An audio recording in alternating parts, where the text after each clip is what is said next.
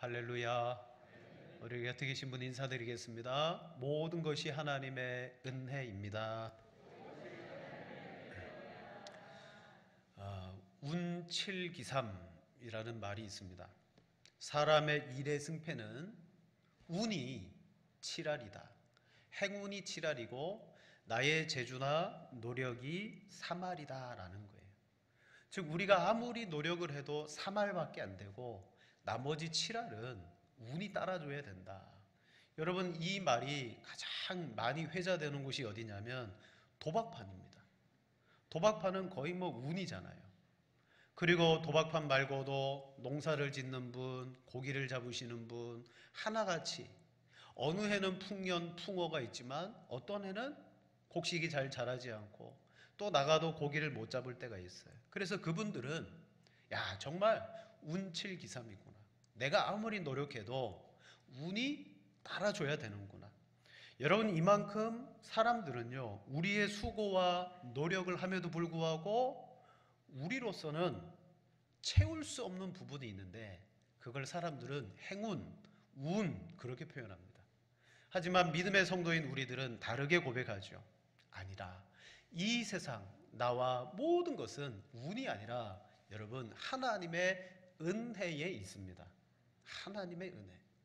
은혜라는 말을 다른 말로 은총이라고 부르는데 교리적으로 은총은 두 가지가 있어요. 일반적인 은총 그리고 특별한 은총이 있습니다. 모든 사람들, 이 세상에 태어나고 그리고 자라나고 살아가고 죽는 자연 만물 속에 살아가는 모든 사람은 기본적으로 다 일반적인 은총, 하나님의 그 섭리를 받으며 살아갑니다. 그리고 그 중에 하나님의 부르심을 받아서 예수 그리스도를 믿기 시작한 사람들은 그들에게는 하나님의 특별한 섭리인 특별한 은혜가 그들에게는 주어집니다. 성도는 바로 이 특별한 은혜로 말미암아 믿음을 소유했어요. 믿음도 은혜입니다. 하나님이 내게 주신 특별한 은혜, 믿음으로 구원을 받았어요. 우리 모두가 내 구원에 대해서 근거를 삼는 것은 어젯밤에 꿈을 꾼 것도 아니고 어떤 신기한 기적을 경험한 것도 아니에요. 우리가 믿음으로 말미암아 구원받았다라고 할 때 무엇이 근거냐? 하나님이 주신 약속, 언약이 우리 믿음의 근거더라는 사실입니다. 자, 바로 이 특별 은총은 하나님의 언약을 믿음으로 받으며 누리고 살아가는 사람들의 삶이 바로 특별한 은혜의 삶입니다. 일찍이 우리보다 먼저 다윗은 하나님의 특별한 은총을 또 그 약속을 받았습니다. 그가 하나님을 위해서 성전을 지어드리고자 할 때 하나님께서는 내가 나를 위해서 성전을 짓겠느냐? 아니야. 내가 너를 위해서 너와 내 왕위와 내 가문을 내가 영원히 견고하게 해주겠다. 사무엘하 7장 16절입니다. 내 집과 내 나라가 내 앞에 영원히 보존되고 내 왕위가 영원히 견고하리라 하셨다 하라. 아멘.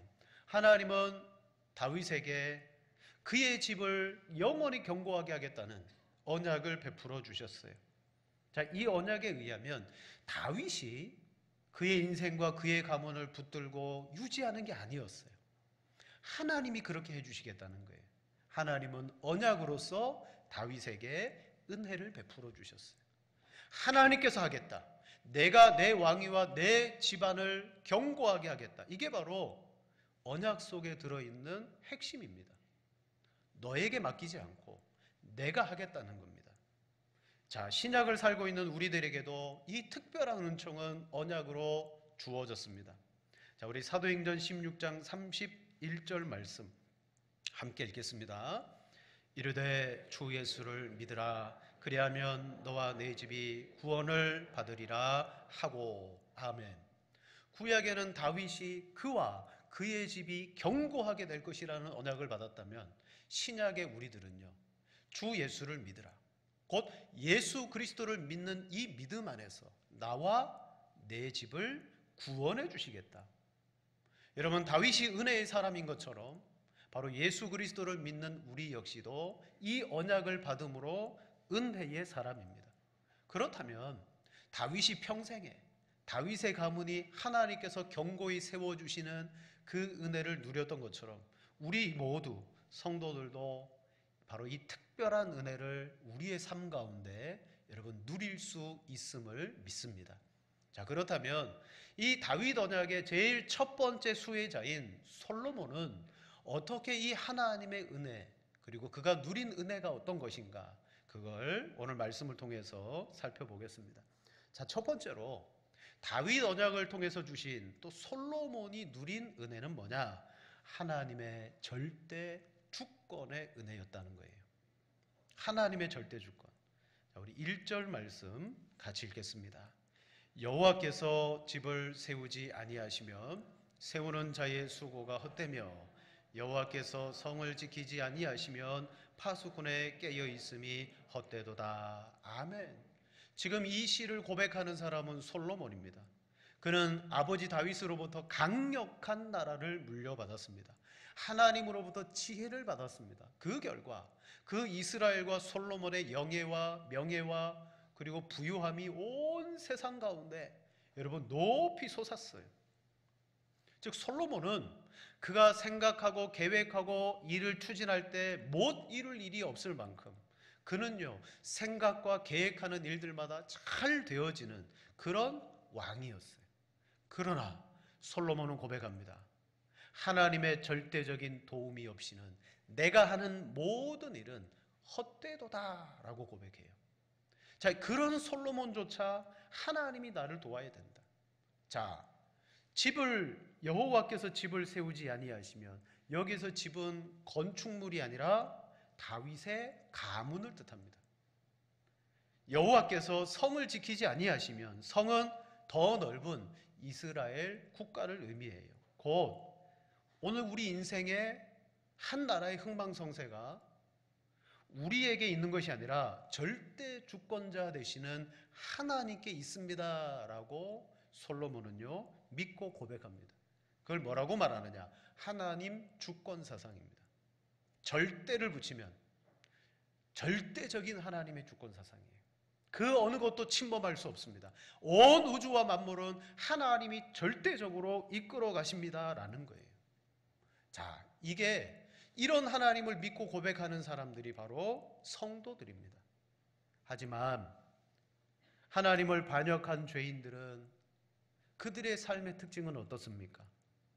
그들은 우리가 생각할 때 죄를 지으면 사람의 인생이 막 무질서하고 어지럽게 되고 그리고 그 인생 자체가 막 파탄이 날 것 같아요. 죄인의 삶은. 물론 범죄를 저지른 사람들은 그렇습니다. 하지만 여러분 죄인들 가운데 괜찮은 사람들 많습니다. 죄를 지었다 그래서 그 삶이 무질서하고 어지러우냐? 아니에요. 오히려 죄인들은요 자신이 생각해낼 수 있는 최고의 계획과 목표를 정해놓고 그것을 하나하나 실행해 나가는 사람들이 죄인들입니다. 하나님이 아니라 내가 내 인생의 계획을 세우고 내가 내 인생의 목표를 이루어 나가요. 여러분 오늘날 현대인들이 가장 잘하는 것 중에 하나가 계획 세우는 거예요. 그리고 목표를 하나씩 정복해 나가는 거죠. 계획을 세울 때 멀리 내다보면서 작은 목표들을 하나하나씩 수립해 나아갑니다. 그리고 마침내는 그걸 이루죠. 그리고 우리는 그런 계획적인 사람들을 바라볼 때 부러워해요. 야, 나는 참 체계적이지도 않고 계획도 못 세우고 난 이런데 어떻게 저 사람은 저렇지? 그러면서 막 책을 사다가 자기 개발을 해요. 어떻게 하면 나를 계획적으로 살아갈까? 여러분 이런 사람들이 누구라고요? 죄인들이에요. 무질서한 사람들이 아니라 철저히 계획적이에요. 오늘날도 사업을 하거나 큰 대기업에서 새로운 아이템, 새로운 사업을 시작할 때 무턱대고 하는 게 아니에요. 사전 조사하고요, 기획의 단계를 거치고요, 조금씩 마케팅으로 펼쳐가면서 효과를 보고요. 그리고 나중에 요거 사업이 잘 되겠다 그러면 밀어붙이는 거예요. 여러분 큰 대기업 사업체 다 계획을 세워서 합니다. 자, 세상 사람들은 집도 세우고 성도 지키고 자기의 일에 철저하게 계획을 세워요. 오늘 본문에 집을 세운다, 성을 지킨다 이런 것은요 내가 가진 능력을 동원하여 철저하게 계획적으로 실행한다. 그런 뜻이 이 속에 들어있어요. 여러분 중국에 가면 꼭 봐야 될 그 유적지 중에 하나가 만리장성입니다. 만리장성은 저 북방 흉노 오랑캐들의 침입을 막기 위해서 여러 세대를 걸쳐서 건축했죠. 그 적들의 침입을 막기 위해서 만리장성을 건축했는데 규모가 보통 높이가 한 9m, 장성의 폭은 5m, 길이는 3,000km. 그러니까 뭐 중국 저 끝에서부터 저 끝까지, 서에서부터 동까지 쭉 이어질 법하죠. 3,000km.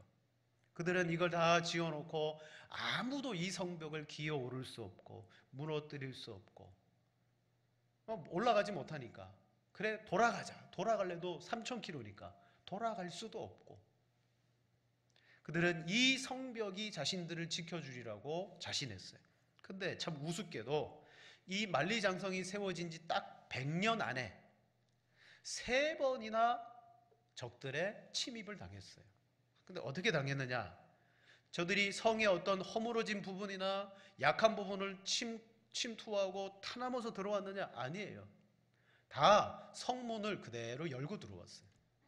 성의 문을 지키는 문지기들에게 뇌물을 주니까 문을 열어주더라는 거예요.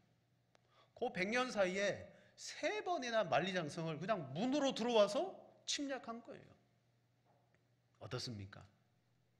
그래서 지금도 세계 유적 역사물들 가운데 역사상 가장 의미 없는 건축물 1등이 만리장성이에요. 저걸 왜 쌓았지? 무용지물인 거예요. 자, 뭡니까? 하나님이 없습니다. 하나님이 없으니 집을 세우거나 성을 지킬 때 무작위로 하는 게 아니에요. 내가 계획 세우고 내 세운 계획대로 하나하나 실천해 나아가는데 여러분 뭐예요? 하나님이 없는 계획, 하나님이 없는 인생의 실행, 그 모든 것들이 무슨 의미가 있느냐? 오늘 솔로몬은 그거 다 헛된 거다. 왜냐? 내 인생의 계획대로 되지 않을 뿐더러 내가 세운 계획들이 이루어지는 것 자체가 죄인들에게는요, 그게 화인 거죠, 화. 여러분 지금까지 인생의 수많은 계획들을 세워 오셨을 거예요. 그리고 하나님 앞에 그 계획 이루어 달라고 기도도 했을 거예요. 근데 내가 원하는 대로 인생의 방향과 계획이 되어지지 않아요. 여러분 한번 잘 생각해 보세요. 아, 그때 내 계획대로 안 된 게 너무 잘 됐다. 다행이다. 그런 적이 있을 거예요. 왜 그렇습니까? 여러분 우리 인생은요, 내 계획대로 되면 안 돼요. 도리어 내 계획대로 되지 않는 것이 복입니다. 성도는 하나님의 절대 주권으로 이끌림을 받아 내 뜻이 아닌 하나님의 뜻과 계획으로 바뀌어지고 하나님께서 절대적으로 나를 주도해서 끌고 가시는 것이 여러분 그게 복인 줄로 믿습니다. 내 계획대로 안 된 것이 복이에요. 우리는 코로나 때문에 수년 동안 그때 세워놨던 계획들 다 물거품 된 거 있죠? 막 2년이 공중에 풍 뜨고 다 날아간 것 같아요. 그러나 이 2년, 3년도 절대적이신 하나님 앞에 바라볼 때 여러분 그 속에도 분명히 하나님의 계획과 뜻이 있는 줄로 믿습니다. 야고보는 계획을 세우고 자기 인생 앞에 내 계획대로 이렇게 이루어질 줄 알고 장담하는 사람들을 향하여 이렇게 말합니다. 야고보 4장 13절 14절 말씀 2절 같이 보겠습니다. 들으라 너희 중에 말하기를 내일이나 우리가 어떤 도시에 가서 거기서 1년을 머물며 장사하여 이익을 보리라는 자들아 내일 일을 너희 생명이 무엇이냐 너희는 잠깐 보이다가 없어지는 안개니라. 아멘. 장사꾼들만큼 미래를 계획하고 앞으로 해야 될 일을 계획 잘 세우는 사람이 어디 있습니까? 이 사람들은 우리가 어떤 도시에 가서 그래 거기에 한 1년 머물면서 장사하면 우리 거부가 돼. 다 계획을 세우고 가려고 해요. 그런데 너희는 1년이 아니라 내일 일을 알지 못한다. 헛것이 된다는 거예요. 여러분 하나님의 언약 안에 있는 우리들이 누려야 될 진짜 은혜와 복은요 하나님이 내 인생의 절대 주권자시라는 고백이요, 그 은혜인 줄로 믿습니다. 내 뜻이 아닌 하나님의 뜻과 하나님의 계획이 이루어지도록 하나님께 다 위탁하시는 여러분 되기를 바랍니다. 두 번째로, 자, 우리 인생에 그러면 우리는 뭐 집도 세워야 되고 성도 지켜야 되고 우리의 삶에 해야 될 일이 많은데, 그럼 뒷짐지고 하나님 다 해주세요, 저 아무것도 안 할래요, 그렇게 살아야 되느냐? 아니요. 자, 오늘 2절에 보니까 두 번째 우리에게 주신 은혜가 있는데, 어떤 상황에서도 안식하게 하시는 은혜를 주신다는, 어떤 상황 속에서도 안식하는 은혜. 2절에 말합니다. 너희가 일찍이 일어나고 늦게 누우며 수고의 떡을 먹음이 헛되도다. 그러므로 여호와께서 그의 사랑하시는 자에게는 잠을 주시는 도다. 아멘. 자, 우리 인생을 한마디로 말한다면요, 인생은요 수고로움입니다. 인생은, 저희 막내가 막 입에 달고 사는 말이 있어요. 학교 딱 갔다 오면 아이고 힘들어라, 뭐 학원 갔다 오면 아이고 힘들어라, 뭐 자기를 좀 알아달라는 거죠. 그럼 엉덩이 한번 쳐줘, 아이 그래 고생했지, 수고했어. 여러분, 우리 인생은 사는 것 자체가 수고로움입니다. 수고라는 말은 에체부라는 단어인데 거기에는 상처, 고통이라는 의미가 들어있어요. 너희가 늦게 누우며 수고의 떡을 먹음이라고 말할 때 이 수고의 떡은 고통의 떡입니다. 즉 우리 인생이 수고하고 애를 쓰고 더 힘을 낼수록 어떠느냐, 더 고통스러운 일들이 많이 있다는 거예요. 사랑하는 여러분, 그래도 고통스러워도 우리는 이 고통과 수고를 하지 않으면 어떻게 됩니까? 수고하지 않으면 거두어 드리는 게 있습니까? 아무것도 없어요. 어떻게 해도 우리는 수고와 고통을 해야 돼요. 시편 126편의 말씀처럼 눈물로 씨앗을 뿌리러 나가야 됩니다. 결과는 맡겨놓고 하여튼 우리는 눈물을 뿌리면서 수고해야 돼요. 자, 원래 인간은 수고하게끔 되어 있었어요. 에덴 동산에 처음 창조물이 되었을 때 인간은요 노동하는 존재였어요. 하나님은 정복하라 다스리라 쭉 말씀하면서 그 요지가 뭐냐면, 하나님이 주신 영원한 생명 가운데 이 에덴으로부터 이 만물들을 너희가 다스려 나가라. 즉 타락 이전에도 노동이 있었어요. 근데 그때의 노동은 뭡니까? 그때의 노동은요 기쁨이고 섬김이었어요. 기쁨의 섬김이었어요. 자, 우리 선물을 예를 들어 보겠습니다. 내가 누군가에게 고마운 마음이 들었어요. 선물을 줄 때 여러분 기분 나쁜가요? 아니잖아요. 누군가 고마움이 딱 생길 때 내 마음 함께 선물을 하나 줄까? 막 마음이 생겨요. 마음이 생기면서부터 기뻐요. 선물을 뭘 줄까? 막 고르러 다녀요. 선물을 보면서 기뻐요. 선물을 들고 그 사람 찾아가는데 그 걸음이 기쁜 거예요. 선물을 줬어요. 그리고 되돌아왔어요. 그리고 지금까지 내가 그 사람을 떠올릴 때마다 그에게 받은 은혜도 있지만 내가 섬겼던 섬김이 기쁨이 되는 거예요. 에덴 동산의 노동은요 그런 거였어요.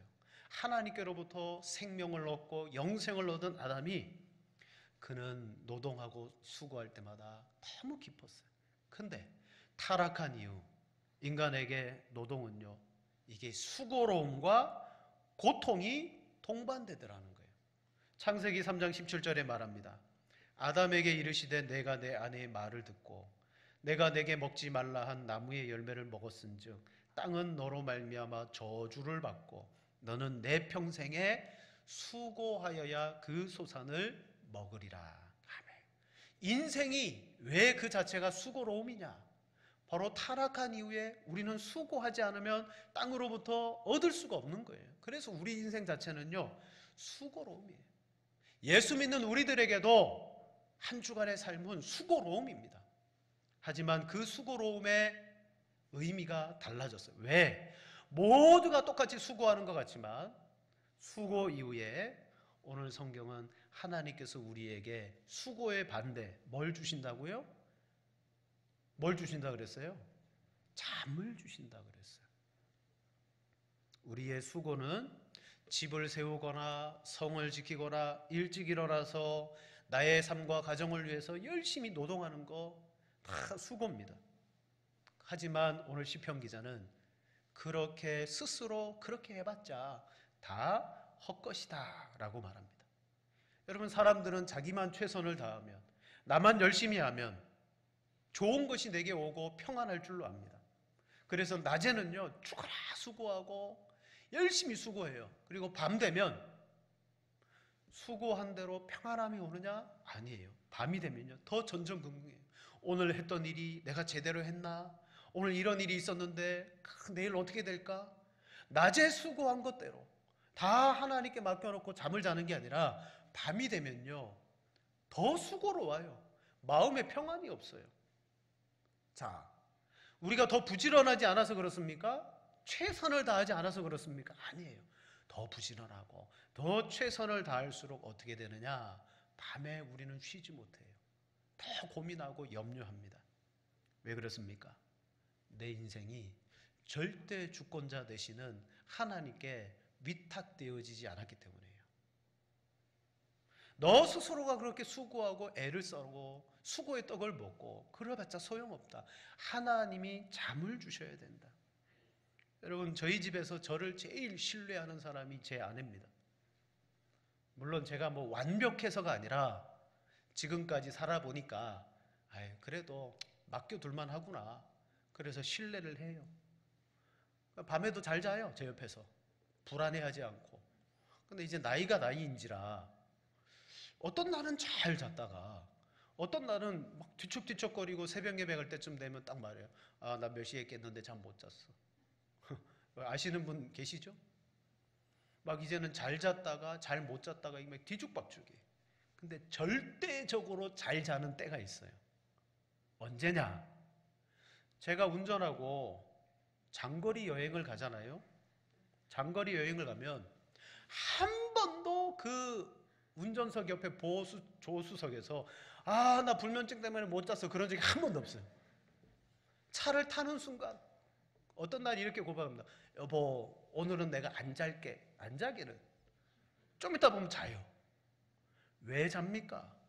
아하, 이 사람이 운전하면 나를 안전하게 목적지까지 데려다 주는구나. 적어도 운전 하나는 맡겨놔도 되는구나. 그러니까 왜 자는 거예요? 여러분, 만약에 그 순간에 걱정이 되고 불안하고 이 사람 운전 못하는데 어떡하지? 맡겨놔도 돼? 그럼 못 자는 거예요. 침대에 누워서는 뭐 잤다가 못 잤다 그러는데 적어도 제가 운전하면 자요. 목적지에서 오다 뭐 자다 깨다 하겠지만 참 신기한 게 우리 아이들도 그렇지만 집 앞에 거의 다 와서 방지턱 하나 딱 넘으면 딱 깨요. 신기해요. 제 목표가 항상 조심조심 와서 주차 딱 해놓고 시동 딱 끄고 난 다음에 여보 다 왔어 깨우는 게 목표예요. 하나님은 사랑하시는 자에게 잠을 주신다고 그랬어요. 어저께 뭐 이렇게 텔레비전 채널을 보다가 한 예능 프로그램에서 이제 여자 연예인들이 젊은 연예인들이 나와서 좀 동생뻘 되는 분 연예인이 언니는 사랑이 뭐라고 생각하세요? 그랬어요. 막 즐겁게 하는 시간이었는데 진지한 질문을 하는 거예요. 언니는 사랑이 뭐라고 생각하세요? 그러니까 그 언니뻘 되는 사람이 한 가수의 이야기를 딱 하면서 이렇게 말합니다. 잘 잤으면 하는 게 사랑인 것 같아. 사랑이 뭐세요? 사랑이 뭐라고 생각하세요? 딱 하는 순간 잘 잤으면 하는 게 사랑인 것 같아. 예를 들어서 야, 엄마가 있잖아. 엄마가 애를 옆에 눕혀놓고 이 아이가 밤새 아무 걱정 없이 잘 잤으면 하는 게 사랑인 거예요. 우리 자녀들 키워보면 막 밤에 열이 나요. 애가 못 자요. 엄마도 잡니까? 엄마가 못 자요. 그때 엄마의 마음은 하나예요. 얘가 잘 잤으면 하는 거예요. 그때 그 마음이 뭐라고요? 그게 사랑이라고요. 오늘 하나님은 우리에게 분명히 말합니다. 낮에 집을 짓고 집을 세우고 성을 지키고 아침 일찍 저녁 늦게까지 수고의 떡을 먹는 거 다 좋은데 내 모든 삶을 절대자이신 하나님 앞에 맡겨놓을 때 하나님은 우리에게 뭐 하신다? 사랑하는 자에게 잠을 주신다라고 말합니다. 안식, 평안함의 은혜. 여러분, 세상 사람들은 다 마음고생함으로 못 잘 때 우리는 두 다리 뻗고 쭉 잘 수 있는 것은 하나님이 나를 지키시고 나의 가정과 나의 모든 삶을 붙들어 주시기 때문이에요. 시편 3편에 보면 다윗은 원수들로부터 쫓김을 당했습니다. 그때 그를 죽이려고 하는 원수가 가까운 거리에 진을 치고 지금 언제든지 저 다윗이 방심할 때 와서 그 다윗을 죽이려고 했었어요. 그러나 다윗은 이렇게 고백합니다. 자, 우리 시편 3편 3절 6절 한 절씩 보시겠습니다. 제가 먼저 읽습니다. 여호와여, 주는 나의 방패시오 나의 영광이시오 나의 머리를 드시는 자이시니이다.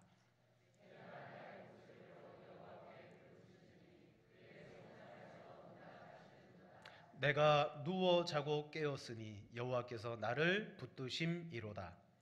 천만인이 나를 애워싸 친친다 하여도 나는 두려워하지 아니하리이다. 아멘.